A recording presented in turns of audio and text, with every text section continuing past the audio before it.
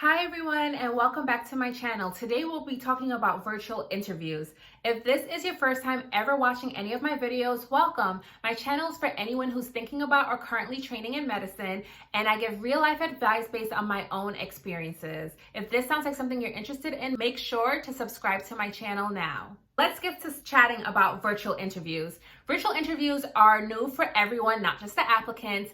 And so I know a lot of people are nervous about it. So I wanted to talk to you guys based on what I've learned from doing practice interviews with some students, doing Zoom sessions with applicants, and sitting in on sessions with program directors, as well as speaking with some program directors as well. I'm going to point out some great tips to make you confident on the day of your virtual interview. So number one, practice.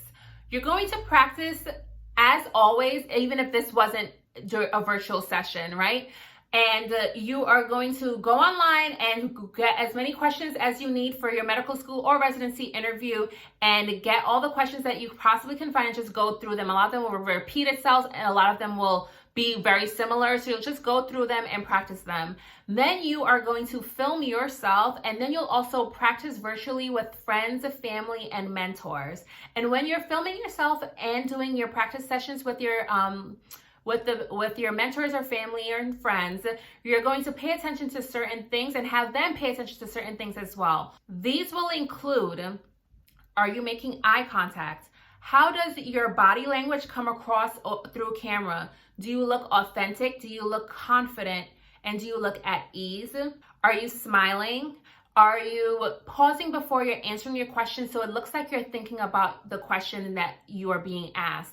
Interviewers know that applicants are practicing and rehearsing their answers to questions. However, you don't want to sound rehearsed. You want to sound like you thought about the question and you are giving a genuine answer as well. Smiling throughout the interview. This was always something that I paid attention to when I was on my interviews. It not only puts you at ease, but it also puts the interviewer at ease. Smile throughout your interview. Pay attention to your facial expressions. And like I said, have the people who are doing your practice sessions with you, have them give you feedback as to how you come across. And then, of course, how you're answering your questions as well. Another thing is hand movement. I don't know if you guys noticed, but I do use my hands when I talk, and I did that on my interview as well.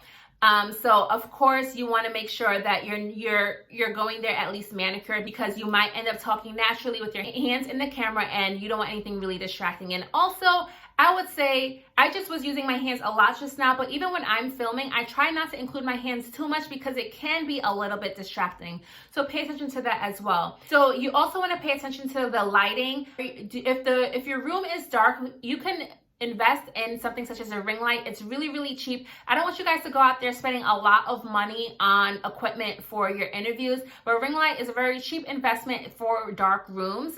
Additionally, pay attention to like where you're sitting. Sometimes the way the sun hits, it can cause a distracting glare on your outfit, and you don't want to distract your interviewer. So ensure that when you're doing your practice sessions and you're filming yourself, that you're paying attention to how the sun hits into the room that you'll be interviewing in. Last but not least, when it comes to practicing, practice as if it's the day of the interview. So you want to find a comfortable position for not only yourself, but a way that your camera can be aligned so that you are making great eye contact and you can sit in that position for hours and be comfortable. The next tip is finding an area for your interview. You want the background of where you'll be sitting to be neutral. There are questions of whether or not you should have pictures in there, really to make sure that you limit any kind of bias that can happen based on what the interviewer sees in your background. So as bland as it can be will be great. You also want to, of course, find a quiet area. Pets, kids, anything that could be distracting, you really don't want that in your interview. So think about that ahead of time of how you can make sure that those sounds are not heard on your interview day. Wherever you're sitting, you want to ensure you're sitting next to an outlet so that your computer and your lighting, whatever else, has an outlet to be charged in the whole way through the interview. So there's no possibility of your computer dying during the interview. I talked to you guys about the lighting before, but when you're picking the room, you look at where the windows are and how the sun comes in, because like I said, the way the sun hits can make the lighting very weird, so you want to be prepared for that. And I forgot to say this earlier, but before the day of the interview, you want to ensure that all of your equipment is working and you've tried the software of what they're using for the interview. You've tried it before and you know how it works, because you don't want any technical difficulties the day of your interview. Last but not least, appearance. We kind of really already talked about how you should appear across the camera, but also the way you dress. You want to dress just like it's a regular interview and dress completely as if you're going to an interview. You never know what might happen where you might have to stand. You don't want to be dressed inappropriately below your waistline. That would be very awkward. Hair out of your face is always a great tip, but it's even more important now that it is virtual, because you want the interviewers to be able to see you. And so any hairstyle that allows your hair to not be in your face is always a great way to go. Pay attention to what is seen on camera. So if your shirt goes down like this, for example, I'm wearing a shirt that goes pretty low. So if I was interviewing, most of what they would see would be this deep cut. You don't want that. You don't want to be distracting.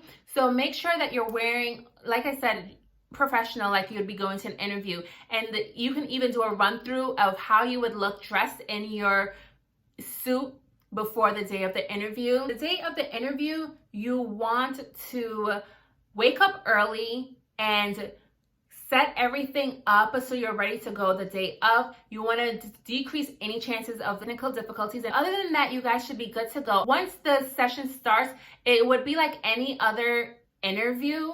And I will be making a video about that for next week, about the interview itself. I'll be focusing mostly on dermatology interviews, but I'll also be talking about general questions that were asked to me on my more general interviews, the prelim interviews and internal medicine interviews. So make sure you look out for that. If you have any questions about what I talked about today, leave me a comment. If this was something you liked, let me know by liking my video now. If you want to keep up to date with all of my videos, especially with my new video coming out next week about the actual interview, make sure to subscribe now so you know exactly when that drops. It was great chatting with you guys, and I hope you have a good one. Bye.